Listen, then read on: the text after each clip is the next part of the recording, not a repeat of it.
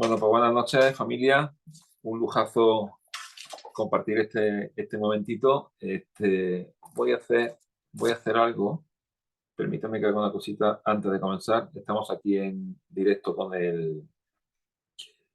el grupo de Creciendo Juntos, pero voy a hacer una cosita que nunca hice y lo voy a hacer hoy, que va a ser esto. Van a ver. Pi, pi, pi, pi, pin. Bueno, espero que vaya todo súper bien, que se nos presente en estos días súper chulos. O sea, no se imagina. Yo entiendo que muchos queráis estar en casa con calma en cuanto a, ¿cómo se dice? En cuanto a no poner la cámara y todo eso. Pero no se imaginan lo raro que es tenerle que hablar a varios emoticonos en blanco. O sea, si ya es difícil hacer una formación o una conferencia, un taller o un compartir a través de la cámara, pues imagínense a través de la cámara con emoticono en blanco. Pero bueno, agradecido de que podamos estar. Aquí está lo que yo buscaba. Agradecido de que podamos estar hoy aquí.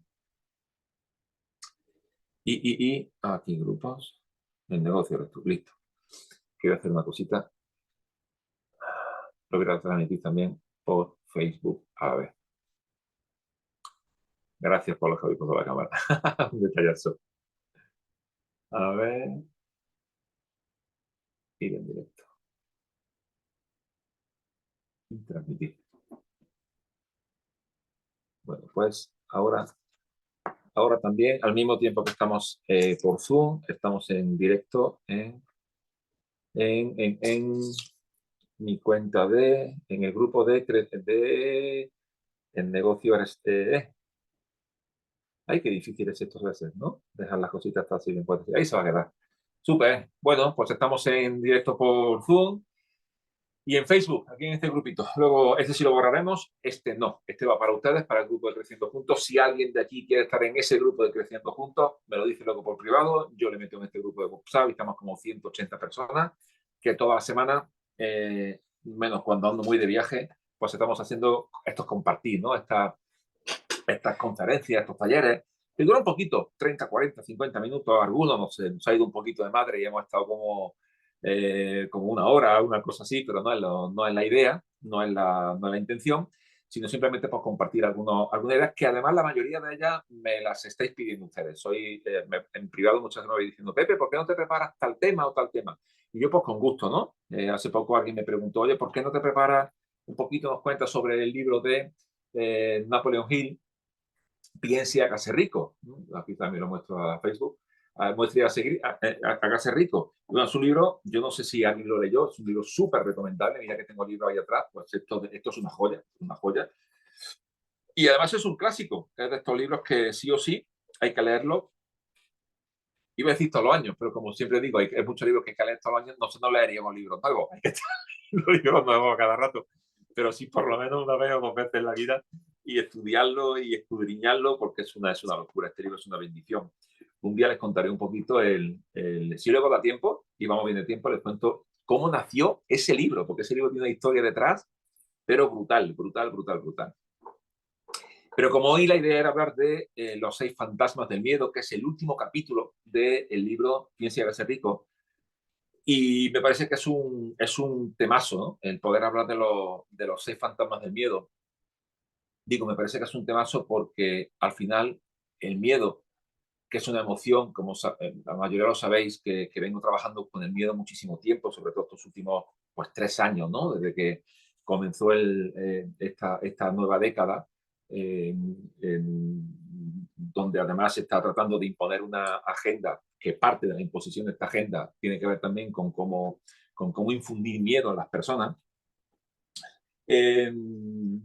Pues escribí aquel libro que muchos ya pues tenéis, de La fuerza del coraje, que es un ensayo específicamente muy enfocado en cuanto a la gestión del miedo. Y es un tema que he querido trabajar mucho porque lo creo profundamente. Creo que es la emoción más poderosa que puede experimentar, una de las emociones más poderosas que puede experimentar el ser humano. Creo que el miedo nos ha salvado como especie. como especie, nos ha salvado, revisa los micros, nos ha salvado como especie y al mismo tiempo es la emoción que más gente se ha llevado a la tumba por sin haberse atrevido, déjenme que quite yo los micros, es el iPhone DCA. Revísenlo ustedes, por favor, no tenéis que estar pendientes de los micros, ¿vale? Entonces digo que es la emoción que nos ha salvado como especie, pero al mismo tiempo es la emoción que más gente se ha llevado a la tumba sin haberse atrevido a dar un paso al frente y pues tirar para adelante, decir aquí estoy yo, cumplir sus sueños y tal, ¿no? Por eso decía en una de las publicaciones que he puesto en Facebook, en Instagram, en diferentes lugares, decía que es la emoción que decide muchas de nuestras, que toma, que nos afecta en muchas de nuestras decisiones, más de las que nos imaginamos, ¿eh? ¿Cuántas decisiones hemos tomado por miedo y cuántas decisiones hemos dejado de tomar por miedo? Si nos parásemos a pensar, hay un mogollón de decisiones que hemos tomado por miedo y muchas que no hemos tomado, que hemos dejado de tomar precisamente por miedo, ¿no? Si tuviéramos que hacer una lista sería tremenda, ¿no? Y el miedo, que es una emoción que lo que tiene que hacer, tiene una función muy específica, que es despertar nuestros sentidos, convertirnos en seres más funcionales, ¿no? Para eso experimentamos el miedo, para que nuestros sentidos se despierten y podamos prestar más atención y ser más funcionales ante circunstancias adversas, de circunstancias que pueden poner en peligro nuestra vida o la vida de nuestros seres queridos. Sin embargo, cuando el miedo pasa la línea de lo racional y se apodera de nosotros, lejos de ser una emoción funcional, se nos convierte en una emoción tóxica y nos convierte en seres pues no funcionales, no útiles. Y digo no útiles por no decir inútiles, que de inútiles está el mercado petado. ¿No? De gente cargadita de miedo, no digo cagadita de miedo, que también lo podría decir, y que al final se convierten en seres pues, poco funcionales, ¿no? Seres poseídos por el miedo. Y recuerden esa frase que siempre digo, el miedo fue creado para vivir bajo nuestros pies y no sobre nuestra cabeza. Teniendo en cuenta que el miedo es un estado de la mente y como digo en mi libro La fuerza del coraje, es un acto de fe por definición, pues porque es creer y relacionarse con cosas que no han sucedido todavía.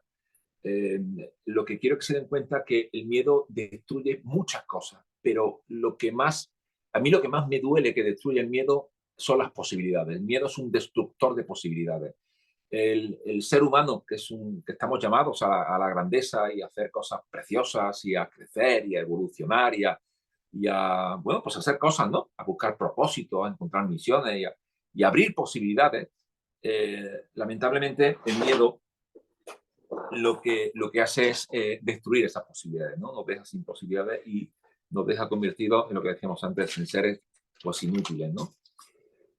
Napoleon Hill, en el libro de Piensa que ser rico, habla de 6 miedos, 6 fantasmas del miedo, le llama él, ¿no? 6 miedos. 3 de ellos, los 3 primeros que menciona, el miedo, lo digo todo y ahora vamos a ir grabando cada uno de ellos, el miedo a la pobreza, el miedo a la crítica social y el miedo a la enfermedad. Si te paras a pensar, posiblemente estos 3 miedos sean los miedos que generan más preocupaciones en el ser humano. Lo repito, miedo a la pobreza, ahora vamos a entrar en ello, miedo a la crítica social y miedo a la enfermedad. Después hay otros 3 miedos que evidentemente también nos preocupan mucho, ¿no? De hecho, por eso lo clasifica Napoleon Hill como uno de esos 6 miedos o fantasmas del miedo que más nos entorpecen al ser humano, que es el miedo a la pérdida del amor de alguien, el miedo a la vejez y el miedo a la muerte. Entonces, si analizáramos cada uno de ellos y empezáramos por el primero que menciona, el miedo a la pobreza, a mí es uno de los miedos que más me llaman la atención, miedo a la pobreza, ¿no? Cuando leo el capítulo y cuando trato de investigar sobre el miedo a la pobreza, pienso qué nos hace al ser humano tener miedo a la pobreza y que además forme parte de uno de los 6 miedos más potentes de los que habla Napoleon Hill y que también forme además parte de esos 3 que empaquetan la mayoría de las preocupaciones que el ser humano tiene, ¿no? Yo cada vez que hablo de la palabra preocupación me acuerdo de aquella frase de Winston Churchill cuando decía que si de algo se arrepentía en su vida era de haberse preocupado de miles de cosas que no habían pasado nunca. Y es que el ser humano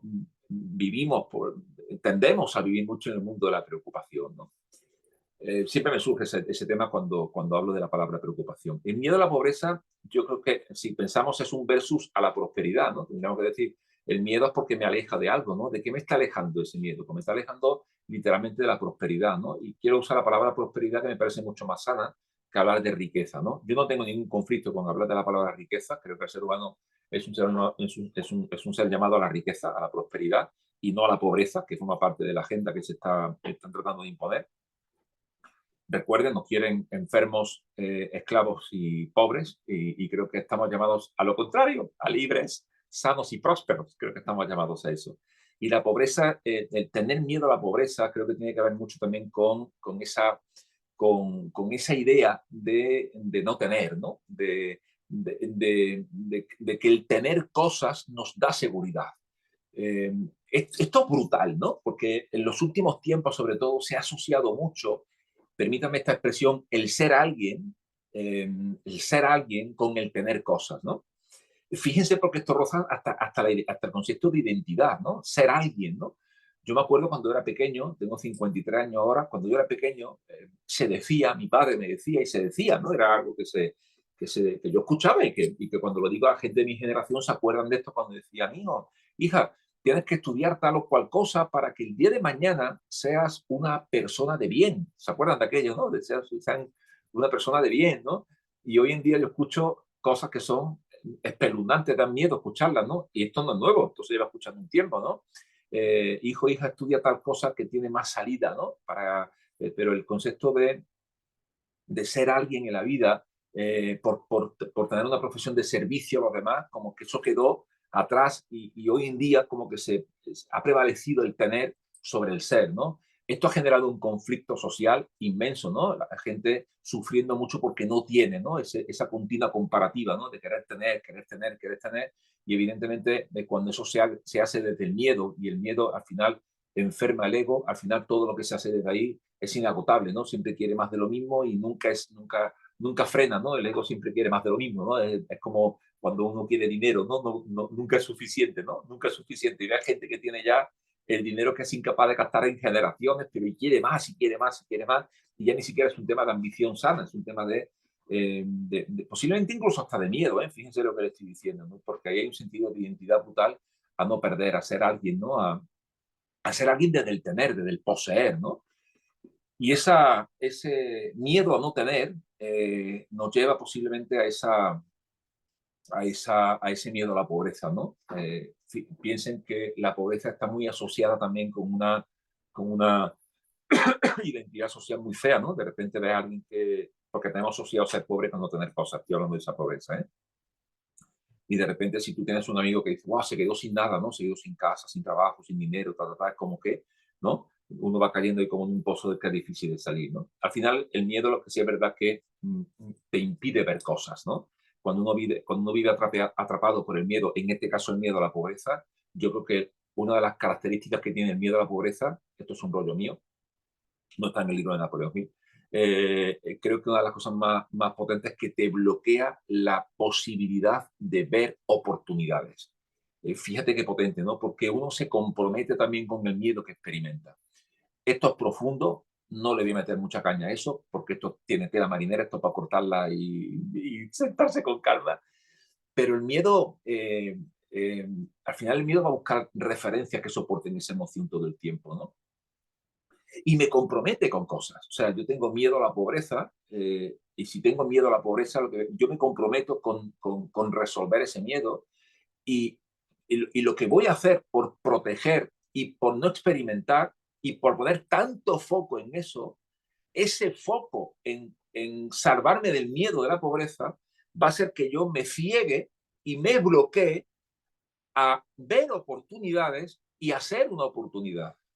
Esto es brutal. O sea, yo me paso parte de mi actividad profesional bueno, pues muchos lo sabéis, ¿no? Yo gestiono junto con un equipo una lanzadera para emprendedores donde enseñamos a la gente a emprender sin riesgo, a emprender en el mundo del bienestar sin riesgo financiero, donde acompañamos, tenemos socios capitalistas que ponen el dinero. O sea, tú lo que haces básicamente es emprender de cero, pero de una manera súper bonita porque no hay riesgo, que al final es el miedo que todo el mundo tiene, ¿no? Sin embargo, es alucinante la cantidad de gente que poniéndole delante la oportunidad de generar el mismo dinero, por ejemplo, el que le ofrece el trabajo que tiene en este momento, que muchos no les gusta el trabajo que tiene, o sea, no es como que no me gusta el trabajo que tengo, me ofreces una oportunidad para ganar el mismo dinero que en el trabajo que tengo, pero no veo la oportunidad, no sé si me explico. Y esto, cuando yo veo eso digo, híjole, qué tremendo el miedo, cómo se apoderó, ¿no? Cómo el miedo no le dejó ver esa oportunidad. Y no solamente no me deja ver la oportunidad, el miedo a la pobreza, sino que no me deja ser una oportunidad. En el mundo que vivimos, o eres una oportunidad o eres un oportunista. No hay más. Al final, la sociedad te permite ser un oportunista. Bueno, los políticos para mí son todos unos oportunistas, viven del dolor de los demás y de la quiebra económica de los demás. He visto pocos buenos, pero después uno puede elegir ser una oportunidad, ¿no? Y querer poner sus talentos, sus dones al servicio de los demás y construir algo grande e inmenso con eso, ¿no? Eh, Hay unos síntomas que yo creo que los podríamos revisar, ¿no? Síntomas que nos muestren que tenemos ese miedo a la pobreza. Primero hay una indiferencia. Esto es un síntoma, ¿no? Cuando alguien dice, es que a mí Dios me da igual, ¿no? Es cuando, ¿sabes? Cuando hay falta de ambición, cuando ya no tengo ganas de nada, ¿no? Es uno de los síntomas que Napoleon Hill menciona y me llama mucho la atención que lo mencione en su libro de Piensa y hágase rico, el que sea uno de los síntomas sea la indiferencia, la falta de ambición, el no querer más, ¿no? El decir, no, no, y digo, claro, y tiene su sentido, ¿no? Porque es como que me agarro a lo seguro por no arriesgarme a la prosperidad. Esto es potente porque la prosperidad me lleva a la libertad. La seguridad en muchos casos me aleja de ella. Por eso la tendencia social últimamente es a tener seguridad a costa de la libertad. Y cuidado con esa trampa, porque por la seguridad entregamos derechos. Entonces, cuidado con eso, porque estamos pagando con la libertad un precio de una falsa seguridad. La seguridad es una percepción, nunca es real, pero la libertad es una realidad, nunca es una percepción. Denle una vueltecita a ese punto. Otro de los puntos importantes, de los síntomas interesantes del miedo a la pobreza, es la indecisión. Qué potente eso, ¿no? El no tomar una decisión, el dejarlo todo para luego porque tengo miedo a soltar lo poquito que tengo, ¿no? Es curioso que cuando alguien se compromete con la prosperidad, en muchos casos se le llama materialista.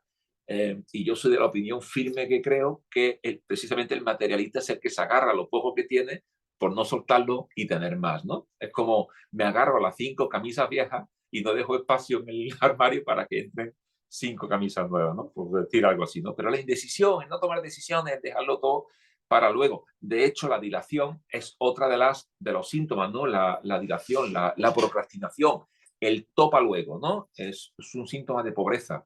Me llama mucho la atención, ¿no? Porque cada vez me encuentro más gente viviendo la procrastinación. Esto es una puñetera realidad. O sea, yo veo más gente ahora, quizás porque estoy comprometido con buscar esa gente también, pero veo más gente ahora postergando cosas que hacía años atrás, ¿no?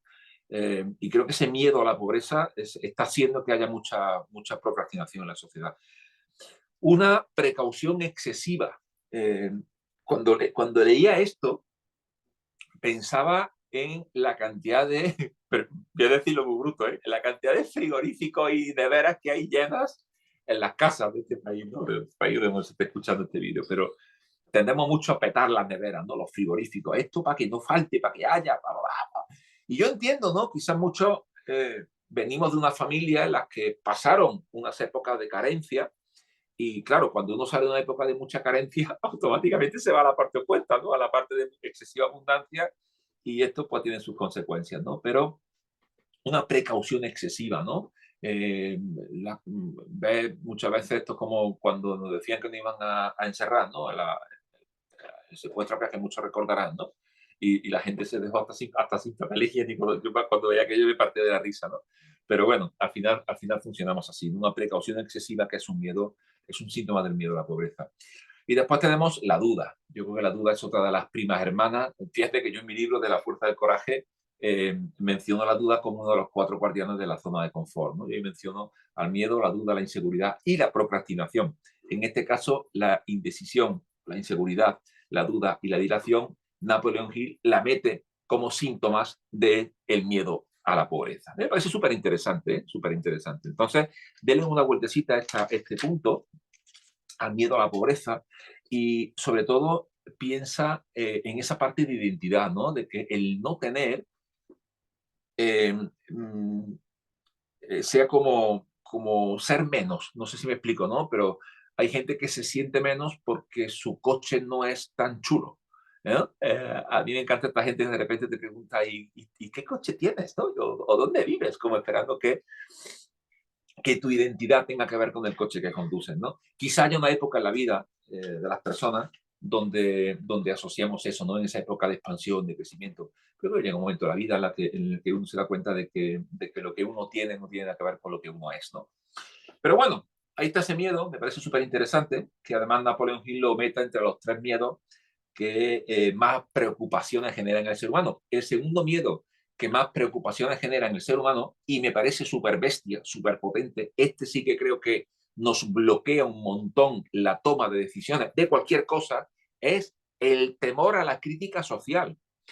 ¿Qué pensará el otro? ¿Qué pensarán las otras personas si yo tomo una decisión? No sé si alguna vez se vieron ustedes en una situación como esta, ¿no?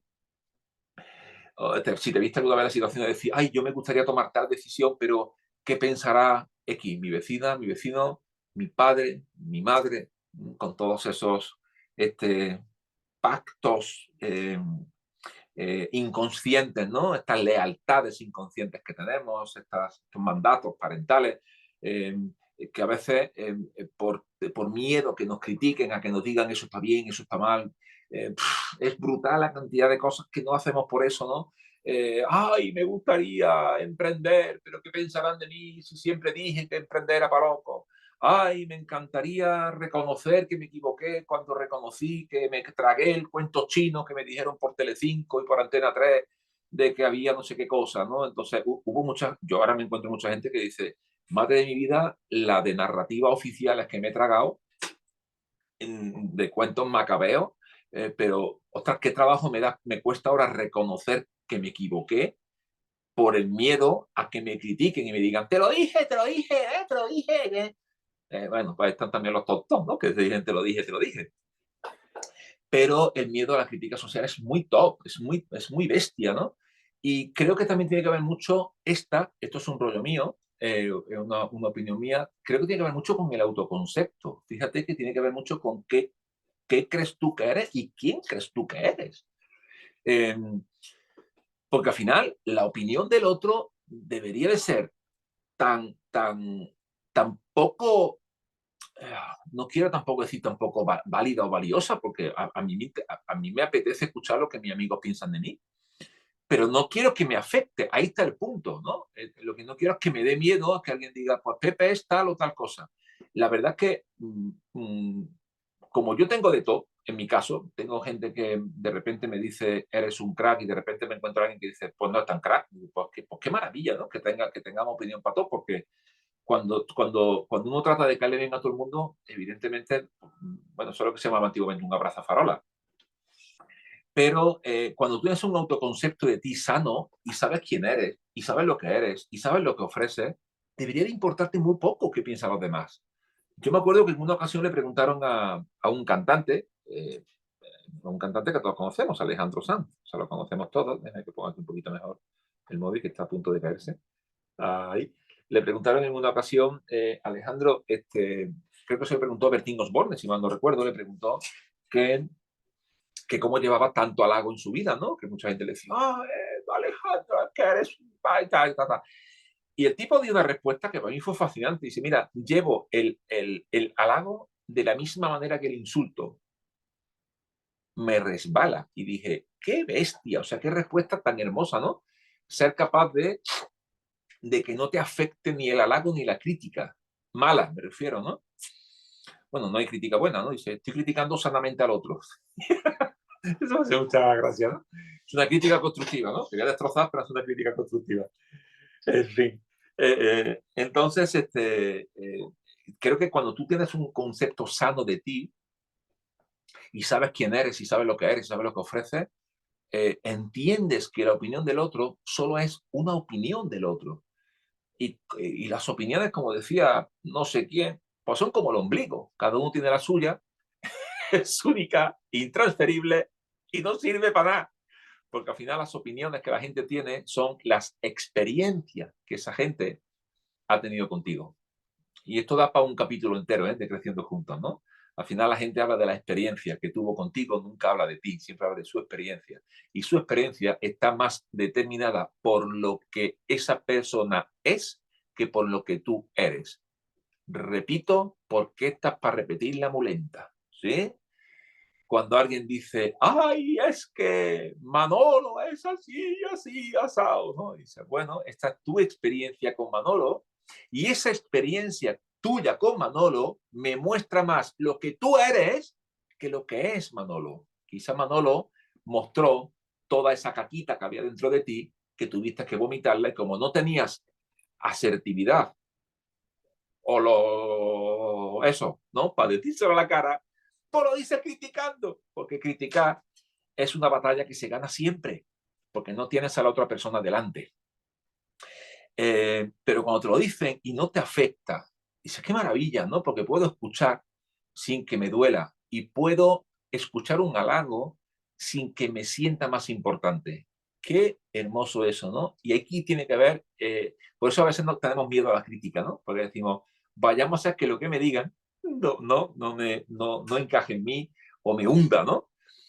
Y esto lo he visto en redes sociales, de repente alguien que te pone un comentario feo en redes sociales y hay gente que se viene abajo que alucinas, ¿eh? Hay tanta fragilidad en esta sociedad de cristal, de pieles finas, como yo le llamo, que cualquier comentario feo en Internet, es como si alguien de repente pusiera aquí en Internet un comentario feo, pues está bien, es tu opinión y es tu ombligo, está perfecto. Eh, y hace mucho tiempo me decía una persona, anda que no, si yo tuviera que hacer, ¿cómo era? Déjame recordar cómo decía, si yo tuviera que hablar de todos los fallos que tienes, digo, si quieres te hago una lista yo, porque te la triplico seguro, o sea, porque yo me conozco más. Y lo hermoso es que una autoestima sana es cuando tú puedes reconocer en ti tus puntos fuertes y tus puntos débiles también. Una autoestima sana es una autopercepción de ti en tu totalidad. Así que también tiene síntomas el temor a la crítica social. ¿Y cuáles son esos síntomas, Pepe? Bueno, pues tienen la timidez como uno de los síntomas, tienen la falta de serenidad, qué tremenda esa, ¿no? Como uno de los síntomas, la falta de serenidad, la falta de calma.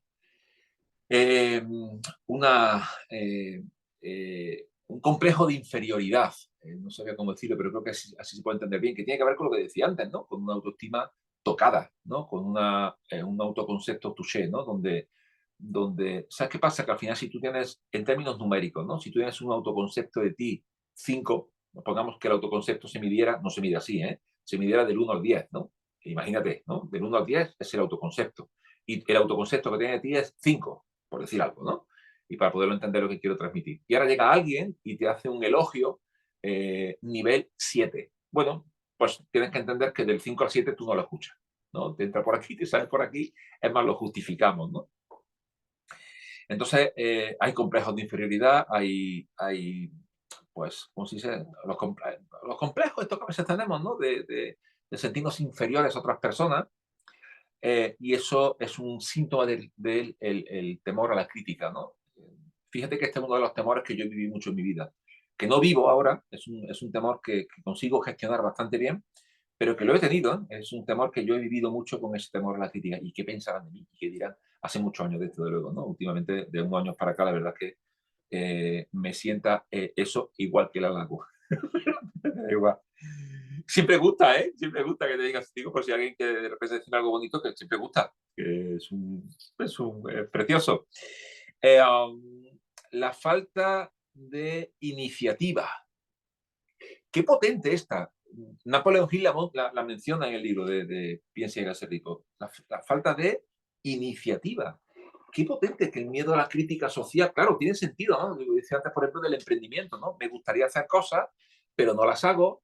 Vayamos a que me critiquen y me digan, ¿no? ¿Y dónde vas? ¿Y qué vas a hacer? ¿Y ahora te has metido en eso? Yo lo vivo eso a diario, ¿no? Porque la plataforma, la lanzadera para emprendedores que gestionamos con mi equipo, es para específicamente emprender en el mundo de la venta directa y de la distribución por redes. Y nos falta el cuñado que todos tenemos, digo el cuñado como figura representativa, ¿no? Que te dice, ¿pero dónde vas? ¿Dónde vas? Tú que eres arquitecto, tú que eres abogado, tú que eres profesor, tú que eres no sé qué cosa, te vas a meter en un negocio de venta directa, ¿no? Bueno, pues hay de todo, ¿no? Y entonces el temor a que tu cuñado eh, te diga dónde va, pues hace que te pierdas y no tenga la iniciativa de emprender y posiblemente emprender el negocio de tu vida. Y por supuesto, por falta de ambición, que duda cabe. Falta de ambición. El miedo a la crítica social te destroza la ambición. Te destroza la ambición. O sea, uno deja de soñar con tal de que no se le critique. Es tan dura el dolor de la crítica social cuando tu autoestima está mal, cuando tu autoestima está sana. ¿Qué importa lo que digan de ti?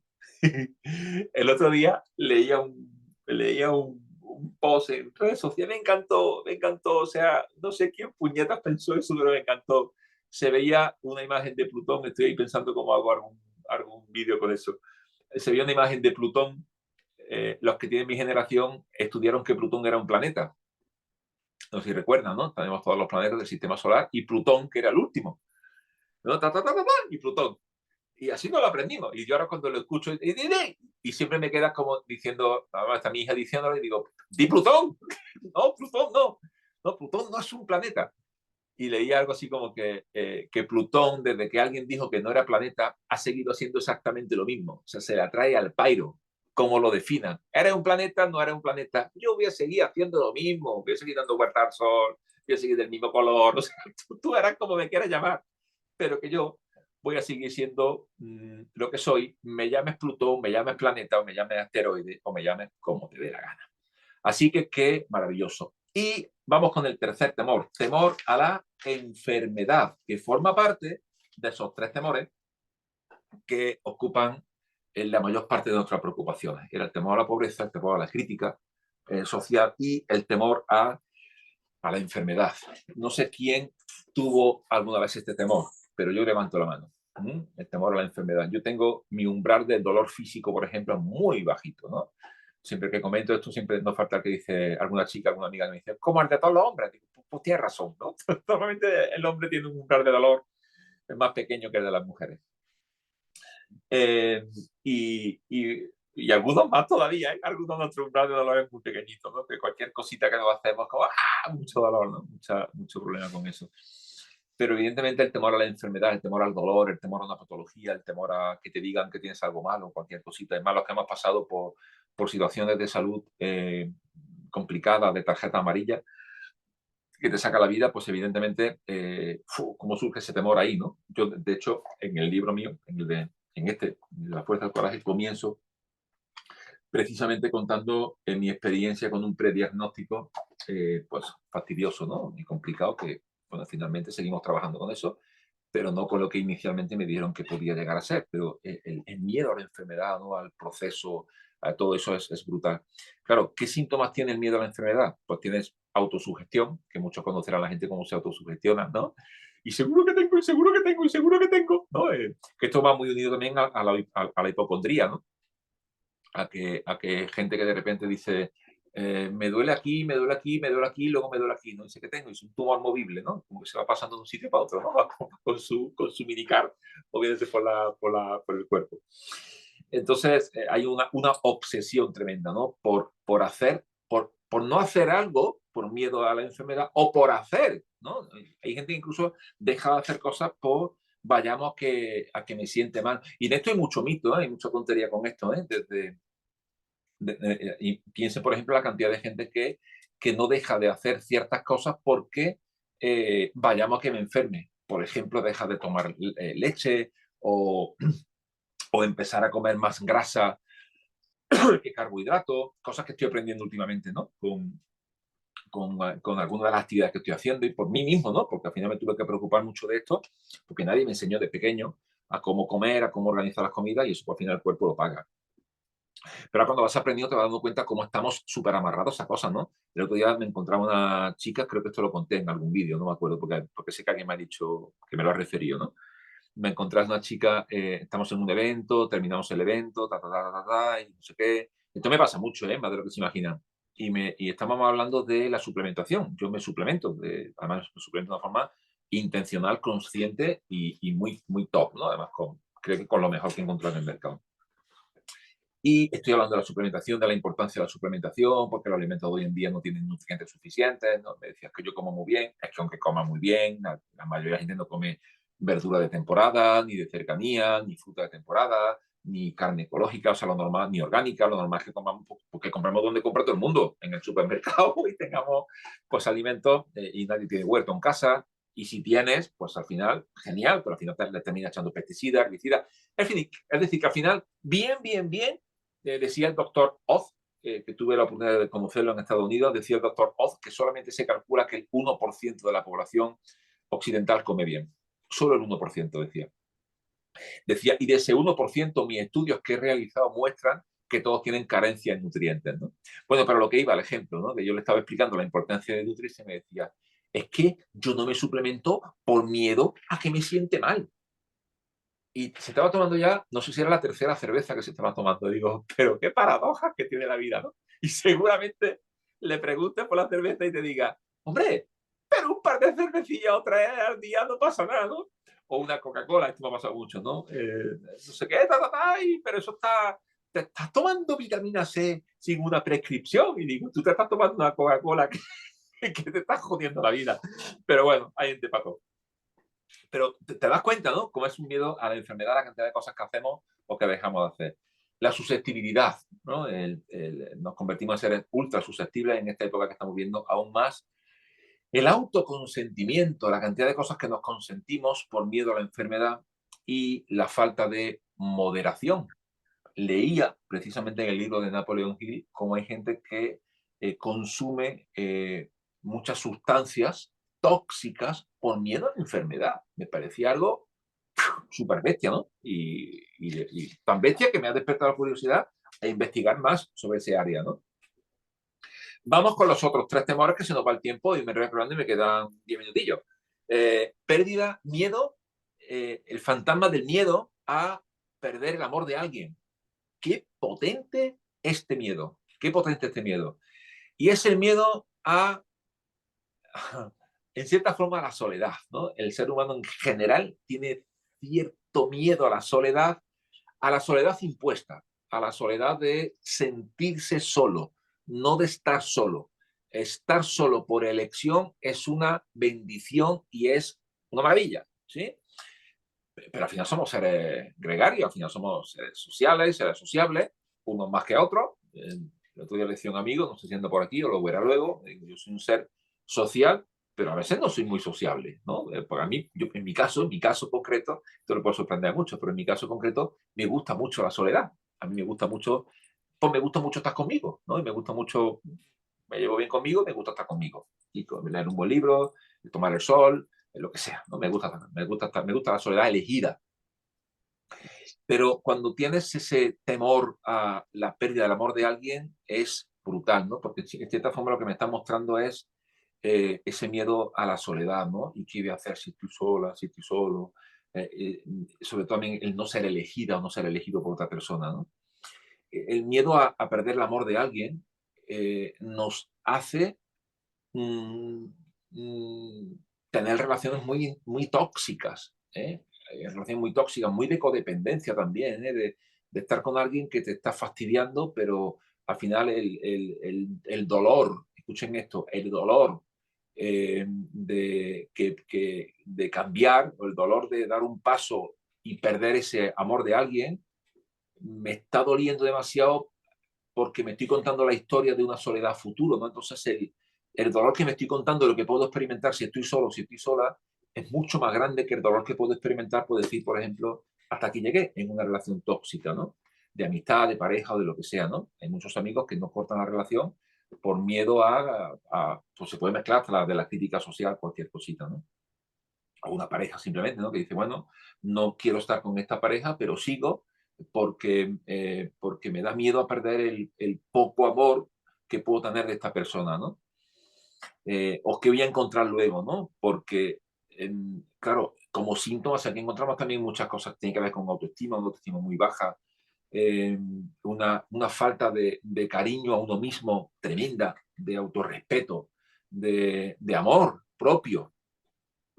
Pero hay síntomas como los celos, por ejemplo, ¿no? El celo aparece cuando hay miedo a la pérdida del amor de alguien, ¿no? Y al final el celo es una manifestación de una autoestima poco sana y de un ego muy poseedor, ¿no? De eres mía o eres mío y no te quiero perder, ¿no? Me cueste lo que me cueste, aunque estar contigo sea más doloroso que romper y experimentar la libertad. Esto es como lo que decíamos del trabajo, ¿no? Hay gente que se aferra a la seguridad de un trabajo que no le mola, pero no es capaz de emprender un proyecto que le pudiera dar libertad. En esto pasa un poquito igual, ¿no? Por no perder una relación que te tiene cómodo, cómoda, a lo mejor estás fastidiado o fastidiada, pues te puede pasar como, te puede pasar en este caso como al Mándale un cuento millón de mensajes, ¿me lo mandas? del Mira, perro. yo A fui ver, un pues, segundito. no, ya está, Paco, se te abrió no el pasa micro, nada. Paco. Paco, los micros, porfa, tengan cuidado con los micros. Eh, entonces iba diciendo que esto es como el cuento del perro, ¿no? Decía, dicen que una vez entró un tipo a un teatro y vio que había un perro echado al lado un perro ya viejecito, echado al lado del, ¿cómo se llama? Del escenario, ¿no? Era un escenario esto de madera viejo, ¿no? Que tiene una tabla, ¿no? Que la movía y se crujía así, ¿no? Y de repente vio que había un perro echado así al lado del escenario y que cada vez que uno de los actores pues, pisaba una tabla, la tabla hacía un poquito de palanca y en la otra punta de la tabla había un clavo que justo encima estaba el perro echado. Entonces, claro, cada vez que un actor, una actriz pisaba allí, la tabla hacía palanca, ¿no? Aquí pisaba, ¡pam!, hacía palanca, y aquí un clavo hacía ¡pam!, y le pinchaba en el lomo, le pinchaba al perro. Y el perro, pues, ¡ah!, ¿no? Pegaba un chillido, pero no se movía, o sea, simplemente se acomodaba un poquito y allí seguía, ¿no? Y allí tenía su agüita, su platito de comida, qué sé yo, ¿no? Y no es que estuviera amarrado el perro estaba suelto, pero allí se quedaba, ¿no? Y de repente, pues claro, llegó una chica nueva a la compañía de teatro y cuando observó esto varias veces con el perro, decía, ¿y el perro por qué grita tanto cada vez que alguien pisa justo ahí, en esa tabla? Y decía, y claro, y alguien se lo explicó, y dice, esta tabla es que tiene un poquito de balanceo, entonces cuando alguien pisa se levanta un poquito, ya le explicó que aquí había un clavo y que este clavo pues se clavaba en el lomo del perro y pues el perro pues lloraba, chillaba. Y claro, la chica preguntó lo obvio, ¿y por qué no se mueve el perro de ahí? Y la respuesta, pues ya se la pueden estar imaginando, ¿no? Decían, pues porque ahí tiene su comida y ahí tiene su agua. Entonces, por no perder la posibilidad de seguir comiendo y bebiendo, estaba dispuesto a sufrir el dolor del clavo. El dolor del clavo. Esto me hizo recordar a que así le llamaban los antiguos al glaucoma de los ojos, que yo llevo dos. El dolor del clavo, el dolor del clavo. Pues el dolor del clavo del perro hace que mucha gente no tome la decisión de dar un salto y ser libre. Y también la pérdida del amor, el miedo a la pérdida del amor también tiene un síntoma que se llama, que Napoleón Hill lo identifica como foco en las imperfecciones, ¿no? Cuando le preguntas, ¿y por qué no haces? Es que mira, ¿quién me va a querer a mí? Porque mira cómo soy aquí, mira cómo soy allí, mira cómo soy allí. ¿No? Bueno, entonces es un temazo, ¿eh? El tema del miedo a perder el amor de alguien, ¿no? Al fin y al cabo, como decía Carl Jung, todo lo que hacemos el ser humano lo hacemos o por dar amor o por pedir amor. Y hacemos más cosas por pedir amor que por darlo. Dele una vueltecita a esa frase esta noche. Miedo a la vejez. No sé si alguna vez alguien tuvo miedo a ese, pero yo también lo he tenido ya y son solo 53, pero de repente, ¿sabes? Es verdad que no he sido muy atroz, pero de estas veces que te sientes y dices, oiga, que me queda por delante ya menos del que llevo por detrás. Evidentemente, a medida que se van avanzando los años, pues esto es así, ¿no? Pero cuando uno tiene 20, 30, incluso 40, diría yo, uno no piensa en eso, fíjate, ¿no? Pero de repente, los que tenéis ya más de 50 o 60, me estáis entendiendo perfectamente, que de repente piensas y dices, ahí va, que ya lo que tengo por delante es menos que el que ya pasé, ¿no? Y el miedo a la vejez tiene que ver mucho también con perder el sentido de la utilidad, ¿no? De no servir, de no ser... porque además, fíjate, tenemos asociada la palabra viejo a algo que ya no sirve, a algo que ya se puede abandonar.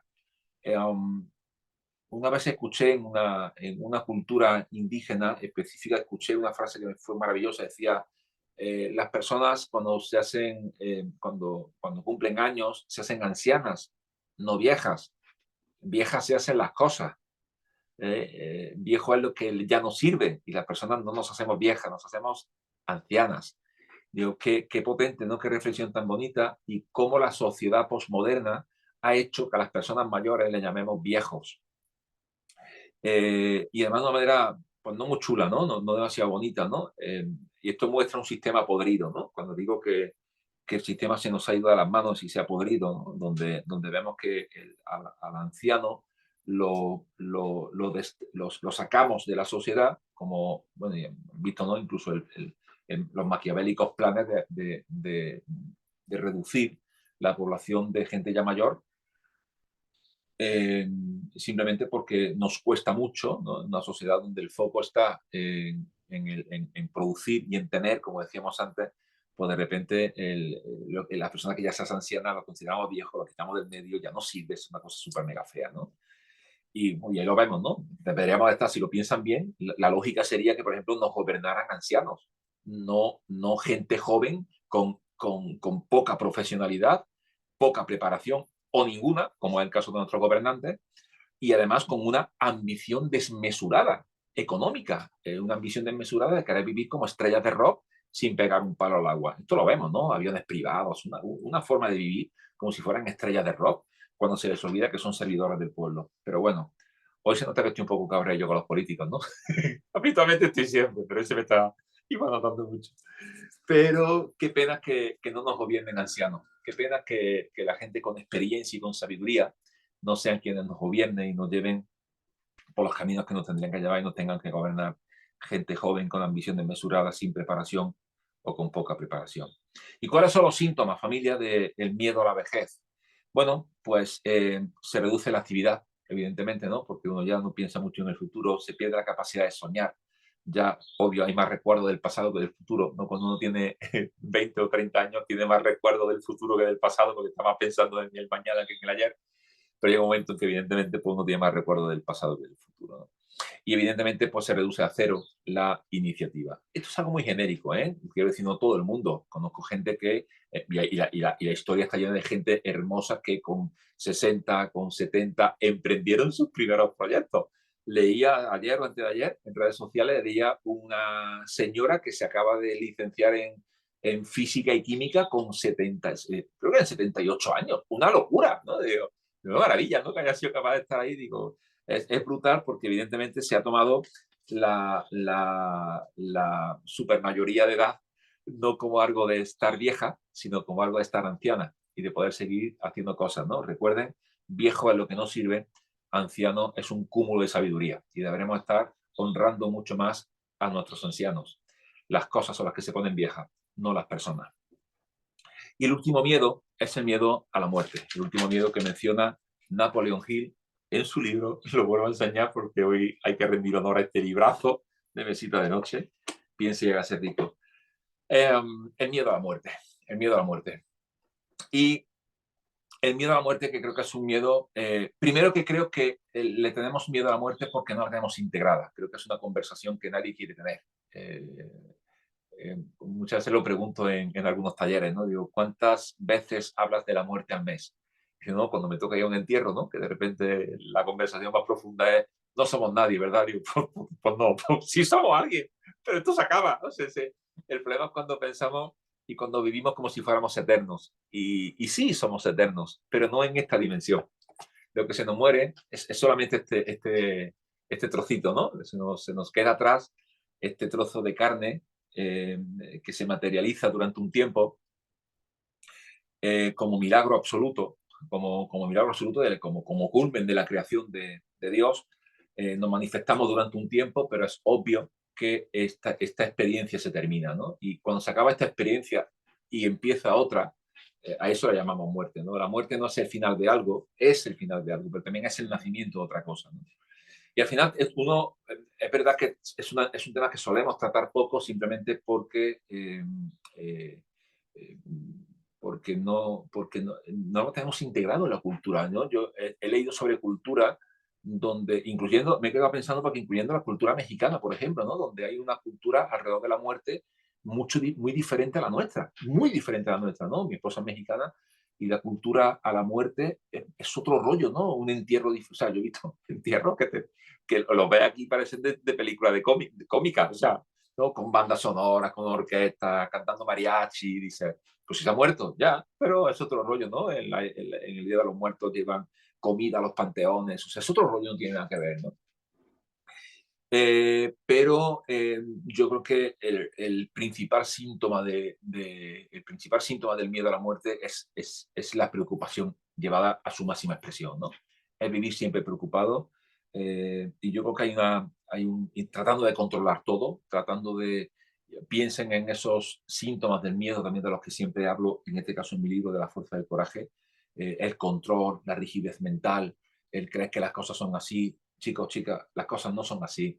Eh, Aquí estamos de paso, aquí estamos para descubrir un propósito. Creo que además uno de los antídotos más potentes, con esto quiero entrar en recta final y aprovechar estos últimos 4 minutillos que me quedan, cuando entendemos que el miedo a la muerte nos hace perdernos la vida, ¿no? Eh, eh, Nos vamos a morir un día, pero vamos a vivir muchos años. Entonces, el tema es que por miedo a la muerte nos perdemos la vida todo este tiempo, ¿no? Excesivas preocupaciones. Yo creo que ser consciente de que vamos a morir nos podría preparar para ello, ¿no? Hay poca gente, los hay, que se hayan dedicado a preparar a la gente para morir. Y quiero terminar con dos reflexiones. Una de las formas más hermosas de poder eh, em, trabajar con el miedo a la muerte tiene que ver con uno de los trabajos que hizo la doctora Elizabeth Kubler-Ross, médico psiquiatra, que trabajó toda su vida con enfermos terminales. La doctora Elizabeth Kubler-Ross tiene muchos estudios publicados, algunos como paper, otros como estudios como divulgativos. Ella preguntaba, tiene también varios libros, ella preguntaba siempre a las personas moribundas, cuando estaban a punto de partir, le preguntaba, oye, si pudiera volver atrás en tu vida, ¿qué harías? Y es súper interesante estos trabajos, ¿no? Porque te das cuenta cómo la gente se quedaba pensando y decía, si pudiera volver atrás, y en todas había listas de cosas, ¿no? De lo que harían y dejarían de hacer. Y es tremendo cuando dicen, pues haría, qué sé yo, escribir un libro, viajar, abrazar más a la gente, cantar, yo qué sé, ¿no? No subir al nivel de drama a los pequeños problemillas del día a día, cosas así, ¿no? Pero había dos cosas que eran brutales, brutales, o sea, brutales, y era como que todo el mundo repetía las mismas. Una era, pasaría más tiempo con mis seres queridos, eh, que parece como de cajón, ¿no? Pero lo dejamos todo para luego. Y dos, me hubiera arriesgado más. Y querido, querida, creo que esta es una de las formas más hermosas de gestionar el miedo a la muerte, arriesgarse más. A veces no arriesgamos más por las preocupaciones, que es un síntoma que Napoleon Hill habla del miedo a la muerte. Pero ¿y qué si nos arriesgáramos más? ¿Y qué si nos importara menos lo que piensan los demás? ¿Y qué si nos importara menos el miedo a la pobreza? ¿Y, si perdemos? ¿Y qué pasa si perdemos? Si, como decía Jim Rohn, nunca vi pasar un camión de mudanzas detrás de un coche fúnebre. Si da igual lo que tengas, si lo que tienes no te representa, si lo que tienes no eres, si de aquí no diremos, esto ya no lo sabemos todo, que es la conversación de todos los sepelios, ¿no? Ay, nos vamos, ¿cómo llegamos? Pues claro, pues ¿cómo te creías que te ibas ahí, no?